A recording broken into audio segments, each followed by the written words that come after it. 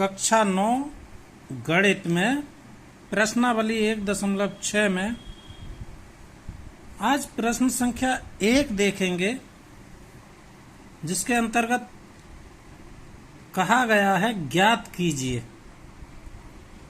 और ये दिया है 64 की घात 1/2। ये इसका पहला पार्ट है। दूसरा पार्ट देखेंगे, ये कहा है 32 की घात 1/5। और अगर हम तीसरा पार्ट देखेंगे तब ये कहा गया 125 की घात 1/3। इनको सरल करना है और इनका मान ज्ञात करना है। और सरल करने का तरीका, सबसे पहला पार्ट था 64 की घात 1/3। अब हमने 64 ले लिया और इसकी घात 1/3 नहीं 1/2, 64 की घात 1/2। जब 64 को इसके ऊपर घात 1/2 चढ़ा हुआ है, तो सबसे पहले हम इस 64 के छोटे छोटे इसके गुणनखंड कर लेंगे। और 64 के टुकड़े जब हम करते हैं तो हमने देखा 2 से 32 बार कटेगा, 2 जो है फिर इस 32 को 16 बार काटेगा, फिर 2 जो है 16 को 8 बार काटेगा, 2 से 8 को 4 बार काटेंगे, और उसके बाद 2 दूना 4 और 2 एकम 2। इस प्रकार हम देखेंगे कि जो 64 के टुकड़े होते हैं वो होते हैं 2 गुणा 2 गुणा 2 गुणा 2 गुणा 2 गुणा 2, यानी 2 की घात 2 को 6 बार लिखते हैं, 2 की घात 6, और इसकी घात चढ़ी हुई है 1/2।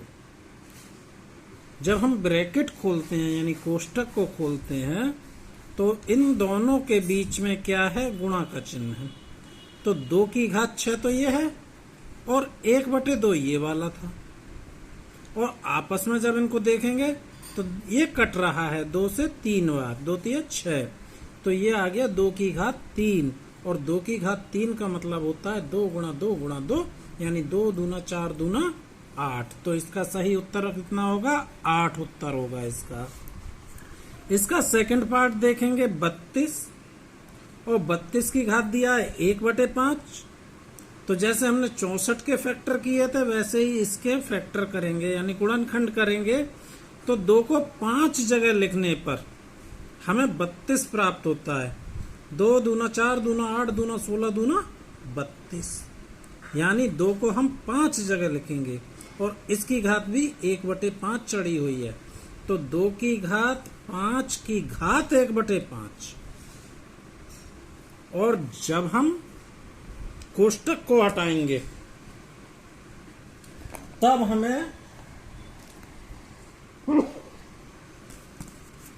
5 से 5 कट जाएगा और ये बचेगा 2 की घात 1। और 2 की घात 1 का मतलब 2 एकम 2, और हमारा सही उत्तर कितना होगा, 2 होगा। इसका तीसरा पार्ट कहा गया था 125 की घात 1/3। और 125 को जब हम देखेंगे इसके फैक्टर या गुणनखंड करेंगे या, तो सबसे पहले 125 को लिख लिया, 125 5 से कटेगा, तो 5 से 25 बार 125 कट गया।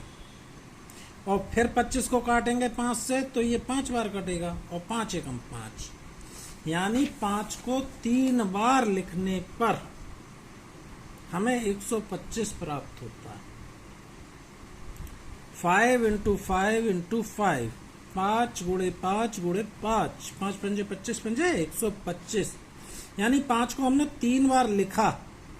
तो जब ये 3 बार लिखा है तब इसकी घात 1/3 बराबर 5 की घात 3 की घात 1/3। और जब हम कोष्टक खोलेंगे इन दोनों के बीच में गुणा का चिन्ह लगाएंगे तो 5 इस 3 से ये 3 कट गया, और हमारे पास बचा केवल 5 की घात 1। और 5 की घात 1 का मतलब ये उत्तर हो गया 5, और यही हमारा सही उत्तर है। तो आज जो पहला सवाल था, पहले सवाल के अंतर्गत 3 पार्ट दिए गए थे, तो ये हमने तीनों पार्टों के बारे में अच्छी तरह समझ लिया है। और इसको रिवाइज किया जाए तो ये भली भांति आसानी से आ जाएंगे। ठीक है। धन्यवाद।